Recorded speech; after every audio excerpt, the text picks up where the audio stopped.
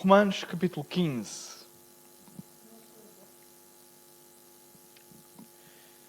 A partir do versículo 5.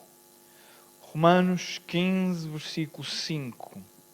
Diz assim: Ora, o Deus da paciência e consolação vos conceda o mesmo sentimento, uns para com os outros, segundo Cristo Jesus, para que concordes a uma boca, glorifiqueis ao Deus e Pai de nosso Senhor Jesus Cristo. Portanto, recebei-vos uns aos outros, como também Cristo vos recebeu para a glória de Deus. Digo, pois, que Jesus Cristo foi ministro da circuncisão por causa da verdade de Deus, para que confirmasse as promessas feitas aos pais, e para que os gentios glorifiquem a Deus pela sua misericórdia, como está escrito: Portanto, eu te louvarei entre os gentios e cantarei ao teu nome. E outra vez diz: Alegrai-vos, gentios, com o seu povo. E outra vez: Louvai ao Senhor todos os gentios e celebrai-o todos os povos. Outra vez, diz Isaías: Uma raiz em Jessé haverá, e naquele que se levantar para reger os gentios esperarão. Ora, o Deus de esperança vos enche de todo gozo e paz, em crença, para que abundeis em esperança, pela virtude do Espírito Santo. Amém? Então, o capítulo 15, como nós vimos a semana passada, começa com a ideia de abnegação. A ideia de que Cristo, Ele, sendo grande, não se agradou a si mesmo, mas sobre Ele caíram as injúrias daquele que o injuriava. E nós vimos na semana passada que este texto tem a ver com um apelo ao amor ao próximo, um apelo à unidade. E a unidade é aquele princípio que só pode advir mesmo do amor e o qual permeia, isto é, a Bíblia vai falando sempre, continuamente, acerca de amarmos. Os mandamentos são resumidos no amor. Amar a Deus e depois Todos os mandamentos estão resumidos nestes dois, porque são destes mandamentos que procedem todos os outros. Então o amor é o ingrediente, a pedra que deve equilibrar tudo. E também tem que ser assim na sua igreja. Então quando o versículo 5 começa a dizer: Ora, o Deus de paciência e consolação vos conceda o mesmo sentimento, uns para com os outros, segundo Cristo Jesus. Paulo sabe que o sentimento de união, o sentimento de nós abnegarmos os nossos direitos, de nós rejeitarmos, em vez de luta, em vez de combater com o irmão, em vez de fazer exercer os nossos direitos, antes pelo contrário, às vezes até omitir os nossos direitos e engolir os sapos, como o bom português diz.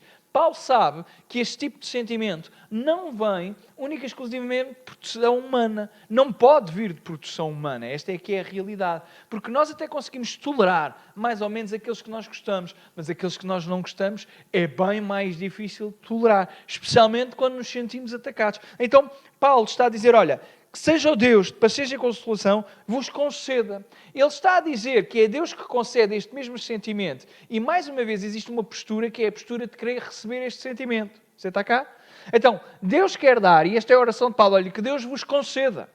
E este conceder é porque Deus de facto quer conceder esta ideia de termos o mesmo sentimento, porque só assim a igreja pode avançar. Não é possível um reino dividido subsistir, certo? Foi o próprio Jesus que disse isto. Um reino que luta contra si mesmo não subsiste, é impossível. Porque isso é uma guerra civil. E os irmãos conhecem algum país que seja rico depois de uma guerra civil? Não há países ricos que estejam em guerra. Civis.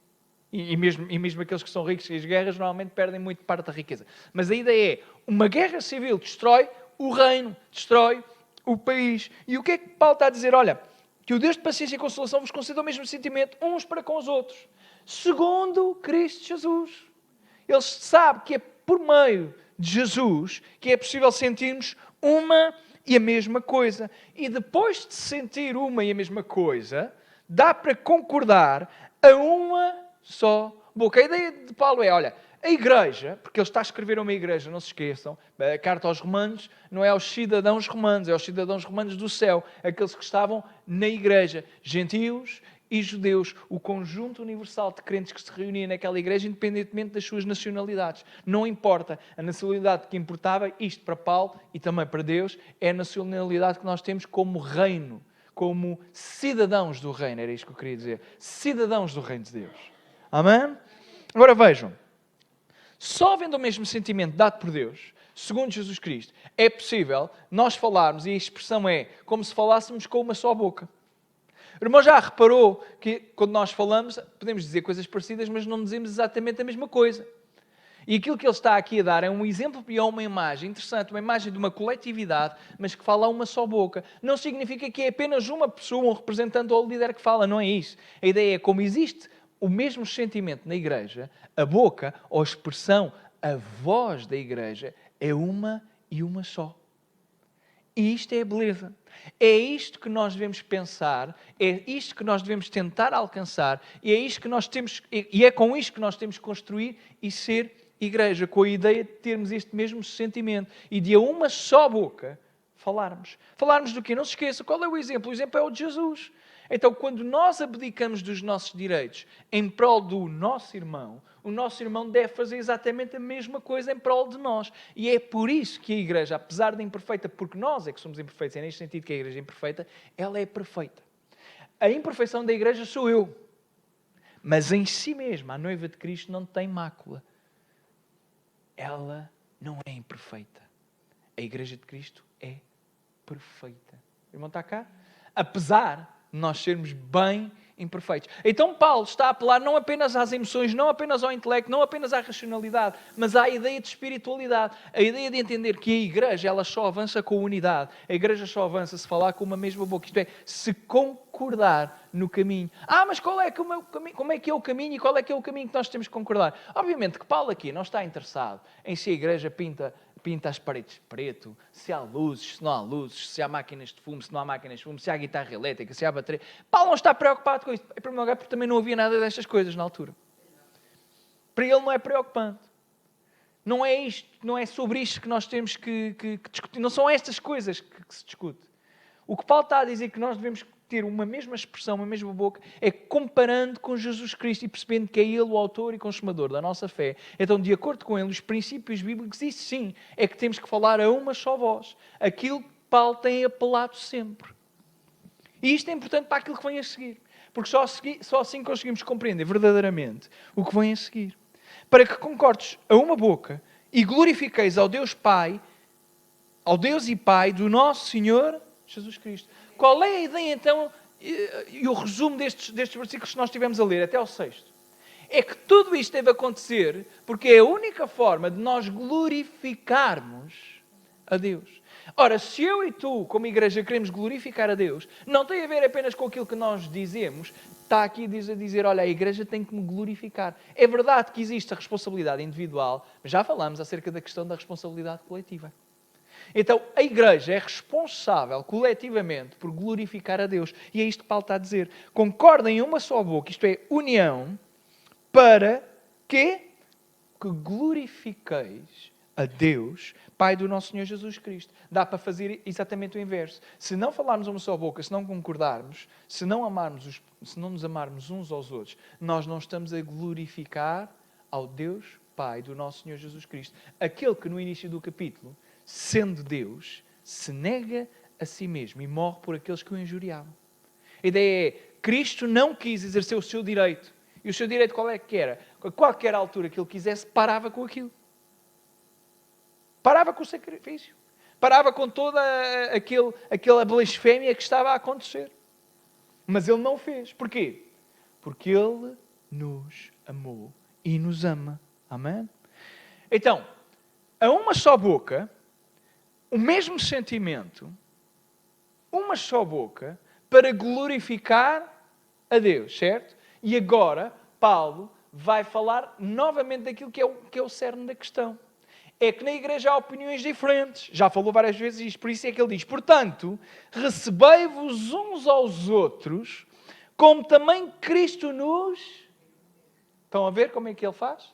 Portanto, se já perceberam esta parte, recebam-se uns aos outros. E o exemplo é como Cristo te recebeu a ti. Então a ideia é, não é apenas a questão intelectual nem racional, como eu estava a dizer, tem a ver com a espiritualidade, com o Espírito. Vejam, o que é que este versículo tem que produzir em nós? Nós temos que pensar que Cristo, Ele nos aceitou. Você está cá? Cristo aceitou.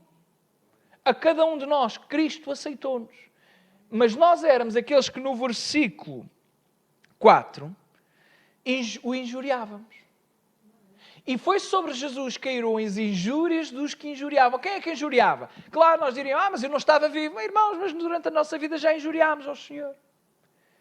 E aquilo que aconteceu há 2000 anos atrás, não foi só para aquelas pessoas, era também, tinha a ver com uma questão profética, porque estava a acontecer. Jesus levou todos os pecados de toda a gente, daqueles do passado, do presente, quando Jesus estava lá, e agora, de hoje, e daqueles futuros. Você está cá. Este é o poder de Jesus. E ele levou daqueles que injuriavam. Porque nós também somos esses. Foi pelos nossos pecados que Jesus morreu. Os pecados que nós cometemos. E os pecados... E isto é interessante. A salvação de Cristo, o seu sangue, ele é poderoso para nos perdoar. E nós, ainda não tendo nascido, nós sabemos, pela Bíblia, que assim que nascemos, mais tarde ou mais cedo, vamos pecar. E nascemos também em pecado. Esta é a realidade, sabemos disto logo.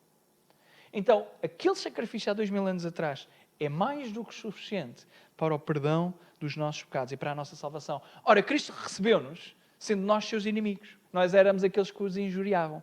E Ele está a dizer, olha, havendo guerras, recebe o teu irmão na mesma. É isto. E é complicado. É duro. Mas é isto que Paulo está a apelar. Para quê? Para a glória de... E é interessante, irmãos, porque o capítulo 1 de Romanos, os irmãos já não se lembram, foi quase há um ano atrás, diz assim no versículo 25, Romanos 1, 25. Pois mudaram a verdade de Deus em mentira e honraram e serviram mais a criatura do que o Criador. O que é que está aqui a dizer? Honrar mais a criatura do que o Criador significa que o ser humano não fazia aquilo que era suposto fazer, que era a glória do Senhor. O ser humano devia glorificar a Deus e não o fez. É isto que começa, é aqui que quando Paulo começa a falar do estado da humanidade, ele está a dizer, olha, a humanidade não quis dar glórias a Deus, toda a natureza aponta para Deus, o ser humano sabe que Deus existe no seu íntimo, no seu âmago, o ser humano sabe que Deus existe, mas mesmo assim não o quiseram honrar, não o quiseram glorificar, antes quiseram se idolatrar a si mesmos e a outras coisas. Por isso Deus os entregou às suas paixões. O problema é o homem não quer dar glórias a Deus. E Paulo agora, no versículo 15 diz, por isso recebam-se uns aos outros para a glória de... Sabem o que é que isto está a dizer Paulo? Se vocês não se receberem, vocês não falarem com o mesmo espírito e com a mesma boca, como se fossem uma só boca, vocês estão a cometer exatamente o mesmo pecado que está lá em Romanos capítulo 1. Sabendo quem era Deus, não honraram Deus como Deus. A ideia é, eles estão, nós poderíamos correr o risco de estar na igreja, cantar canções, ouvir pregações, dizer e até servir na igreja, e estarmos a cometer o mesmo pecado que Paulo está a mencionar que a humanidade cometeu lá. Em Romanos 1, 25. Sabendo quem era Deus, não honraram como Deus. Porque como é que nós honramos a Deus? Já disse, não é apenas a cantar. Não é apenas a ouvir pregações. Não é apenas a vir à igreja. É recebendo os vossos irmãos, ou o próximo, como Cristo vos recebeu a vós. Digo, pois, que Jesus Cristo foi ministro da circuncisão por causa da verdade de Deus. Aqui Paulo está a escrever diretamente para os judeus. Já falámos muito acerca de circuncisão ao longo deste ano, quando falamos de Romanos. Paulo já falou acerca da circuncisão. E a circuncisão era um sinal para os judeus, um sinal de que eles pertenciam à aliança lá de Abraão, à aliança abraâmica.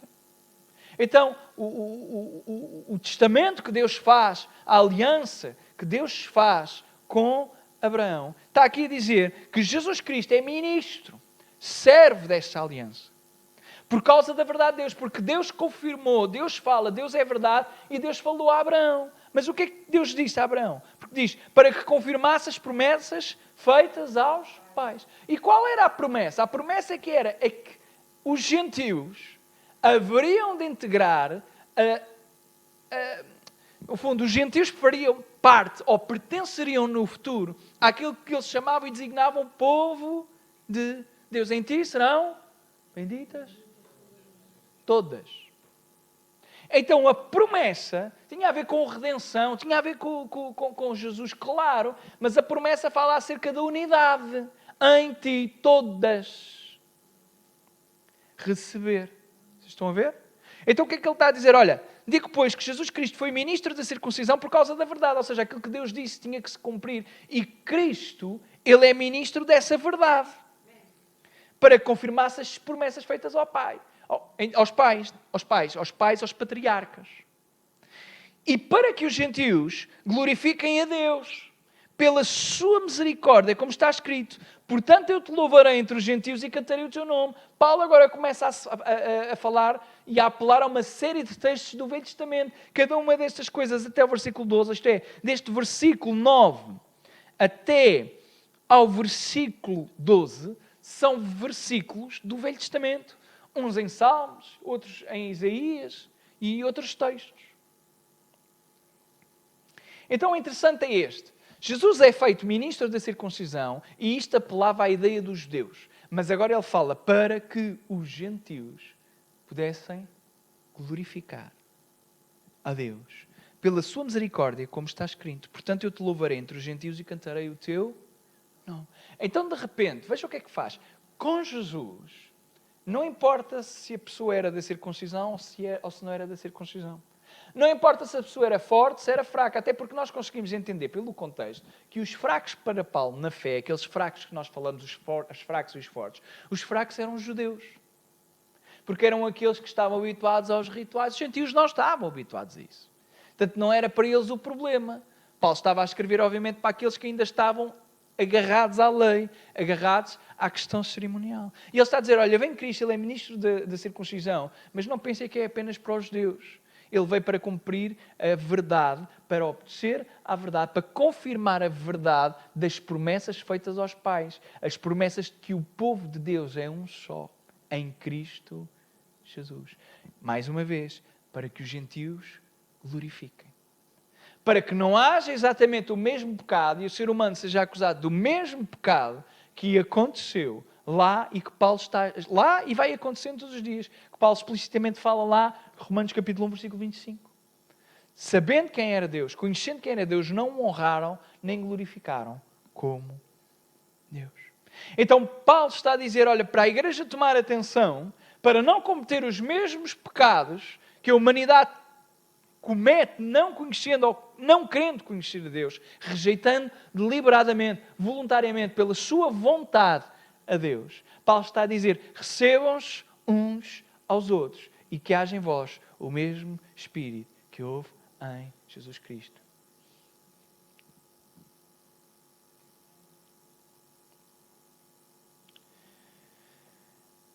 Para que os gentios glorifiquem a Deus pela sua misericórdia.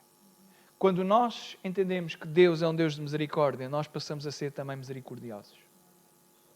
Porque sabemos que nós não merecemos a sua graça, nós recebemos a sua graça por causa da sua misericórdia. Então, a misericórdia é muito importante naquilo que é o coletivo, naquilo que é a igreja, porque sem misericórdia não há unidade.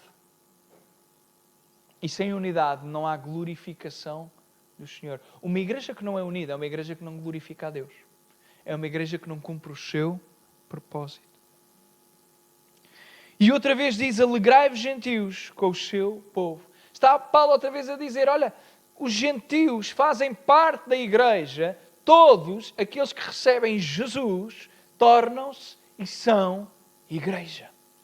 Não importa a nacionalidade, não importa de que país é que é, não importa qual era a sua tradição, nem sequer importa o seu passado. Importa agora sim o seu presente e o seu futuro como filhos de Deus. E outra vez, louvai ao Senhor todos os gentios, celebrai-o todos os povos. Os irmãos estão a ver como Paulo está sempre a falar de unidade e de apelar para o sentido de unidade. Todos. Unido é todos, não é alguns. Não é poucos, é todos. Todos significa todos. Então vejam, quando nós nos unimos, nós podemos glorificar a Deus. E glorificamos a Deus por quê? Por causa da sua misericórdia. E quando nós entendemos quem Deus é e o que é que significa a sua misericórdia, nós nos alegramos. E depois de nos alegrar, nós podemos louvar e celebrar o Deus que nos salvou. É isto que Paulo está a falar. Outra vez diz Isaías, uma raiz em Jessé haverá. Agora está outra vez a apelar à ideia do judeu, do seu passado.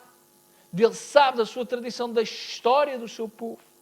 E está a falar da promessa que para Paulo é cumprida em Jesus Cristo. Há muitos judeus que não creem que Jesus é o Messias, mas Paulo acreditava, e está aqui inspirado pelo Espírito Santo, uma raiz de Jessé haverá, e naquele que se levantar para reger os gentios esperarão. Os gentios, a maior parte deles não sabia quem era Jessé. Os gentios conheceram foi Jesus. Mas os judeus sabiam quem era Jessé. E sabiam quem era Davi. Sabiam quem era Salomão. E sabiam toda a sua história.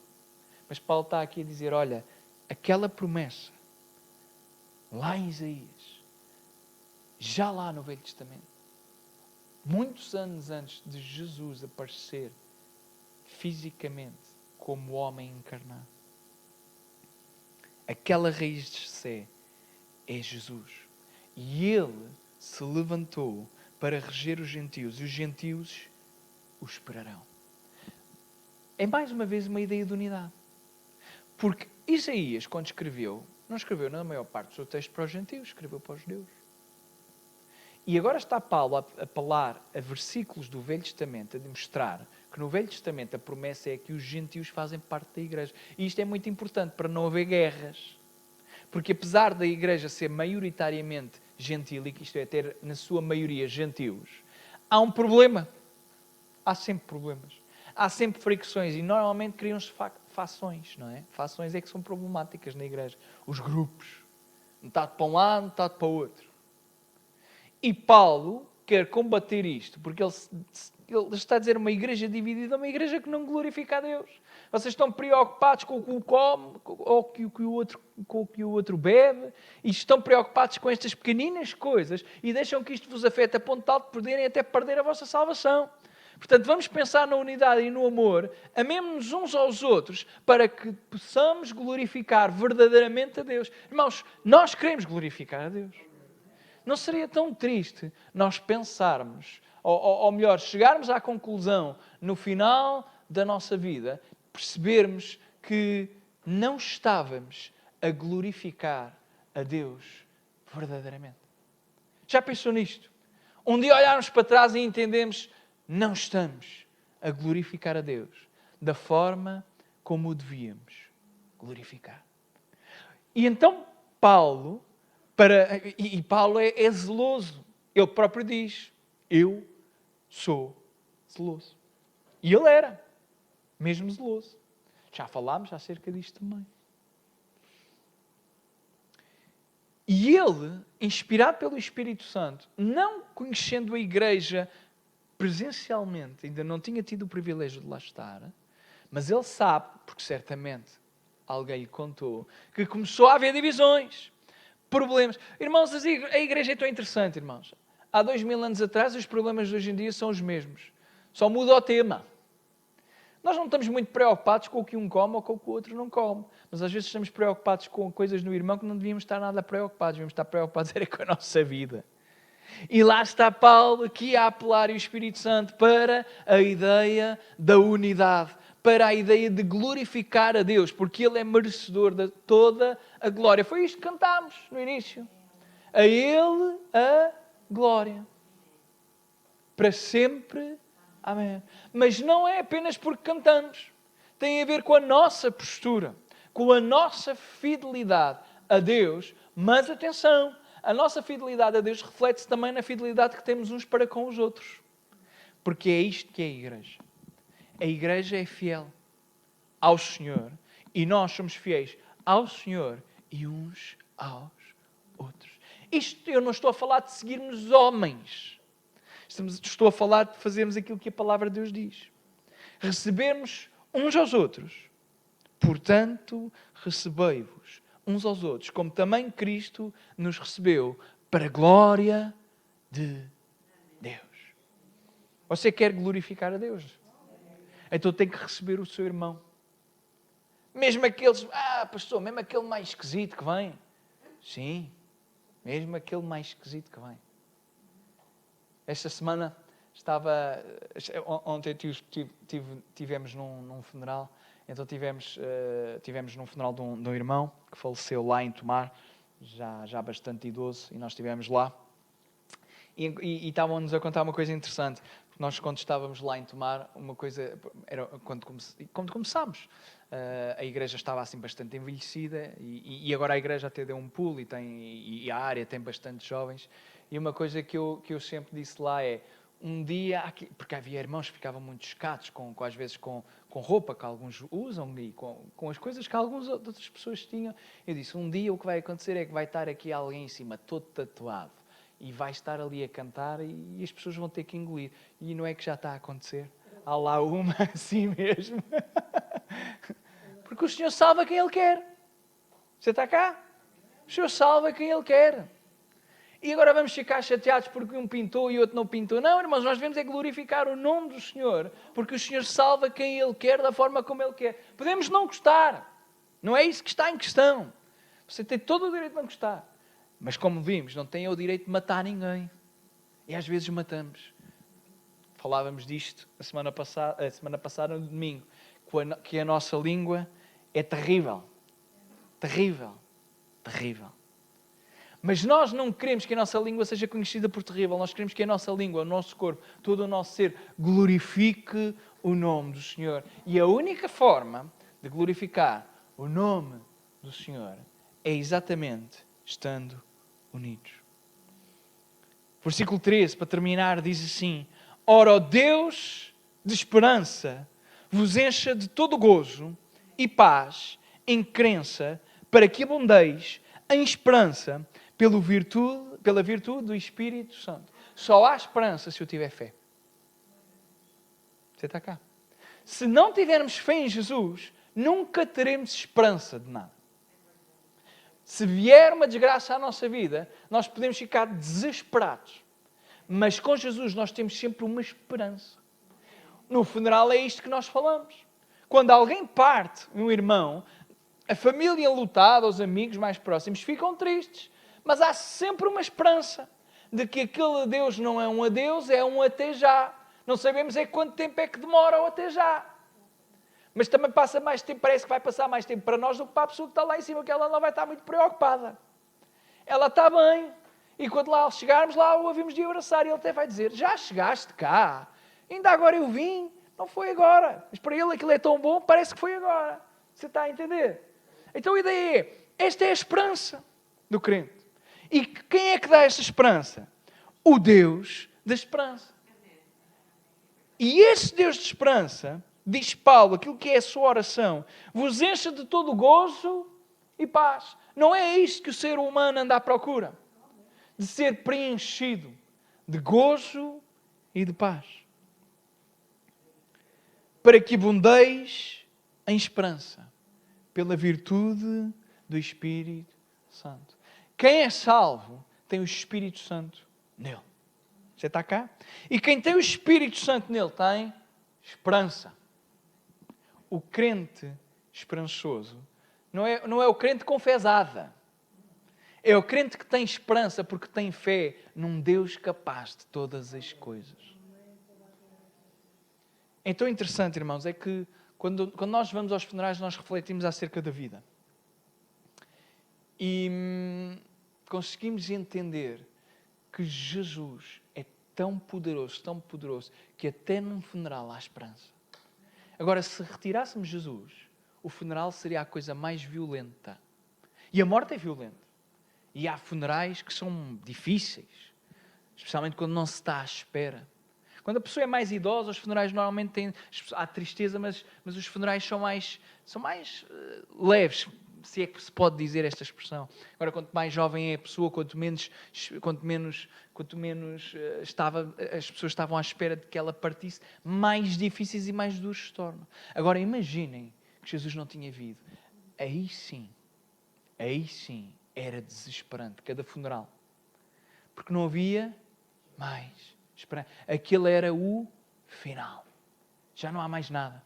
Nunca mais. Acabou-se. É isto que nós vamos fazer. É viver para um dia morrer. Mas nós sabemos que não é este o propósito do ser humano. Nós somos criados para viver e continuar a viver depois de morrermos. E este é o poder que Jesus Cristo, e apenas Jesus Cristo nos dá. O poder de termos vida e vida com abundância. Então, pela virtude do Espírito Santo, nós podemos ter esperança, mas não é só esperança. O que ele diz é para que tenham esperança em abundância.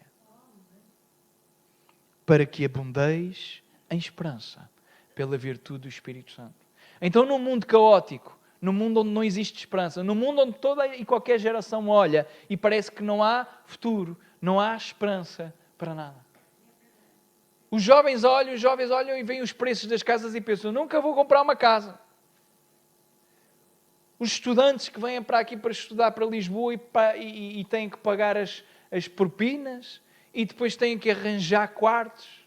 Estava hoje a dar uma média que estava a ver numa reportagem, estava a dar uma média que cada estudante gasta, daqueles que não vivem em Lisboa, porque quem vive em Lisboa tem outras possibilidades, está na casa dos pais, não é? Mas os estudantes, os jovens que vêm de outros sítios de países e que têm que estudar noutras cidades, gastam em média cerca de 900 euros. 900 euros é... E não é por uma casa, os irmãos entendem. É porque depois tem um quarto, tem alimentação, tem as propinas para pagar. E um jovem que olha para isto pode dizer, isto não há esperança para nada. E não é apenas nisto, nós olhamos e vemos as guerras. E um invade o outro, e depois o outro invade aquele, e depois há a ameaça de bombas nucleares, mísseis nucleares, e parece que o mundo está em polvorosa, não é? Parece, está mesmo, não é?